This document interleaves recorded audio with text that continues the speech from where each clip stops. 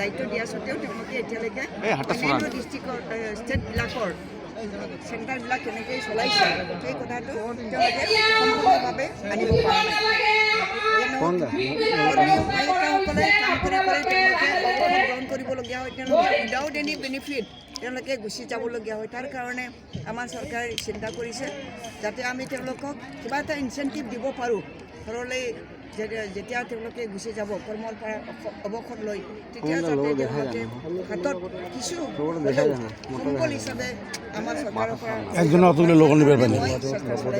এতিয়ালৈকে মই কেবিনেটলৈ লৈ যাব পৰা নাই। এওঁলোকৰ দাবীসমূহ আপুনি ৰাজ্য চৰকাৰক কৈছোঁ যে তেওঁলোকৰ চাকৰি ৰেগুলাৰ হওক, এই কথাটো তেওঁলোকে আবেদন কৰিছে। আৰু যিসকল অৱসৰপ্ৰাপ্ত কৰ্মী আৰু সহায়িকা তেওঁলোকক আমি গ্ৰেণ্ড এইড হিচাপে কিবা এটা মাননি দিম, হাতত সম্বল হিচাপে তেওঁলোকক যাতে আমি দিব পাৰোঁ, তাৰ কাৰণে আমি পদক্ষেপ লৈছোঁ। বাইদেউ, ৰাইজৰ দল আৰু AGP লগত মিত্ৰতা কি পৰ্যায়ত? নাই, এতিয়ালৈকে নাই কৰা, আমি কৰা নাই। বাইদেউ, আমাৰ অসম বিধানসভাত সৰ্বপ্ৰথম 1991 চনত তেওঁ নিৰ্বাচিত হৈ আহিছিল কোকৰাঝাৰৰ পৰা, আৰু সেই সময়ত ময়ো 1991 চনত গৌৰীপুৰৰ পৰা প্ৰথম বিধায়ক হৈ গৈছিলোঁ, আৰু মই তেতিয়া মন্ত্ৰী আছিলোঁ।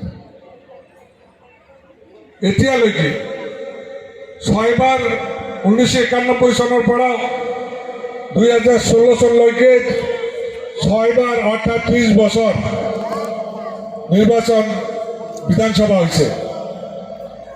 এই 6বাৰৰ ভিতৰত পূৰ্ণিমা বাইদেউ এনেকুৱা এজন নেত্ৰী অসম বিধানসভাৰ যে তেওঁ কোনোদিনেই পৰাজিত হোৱা নাই,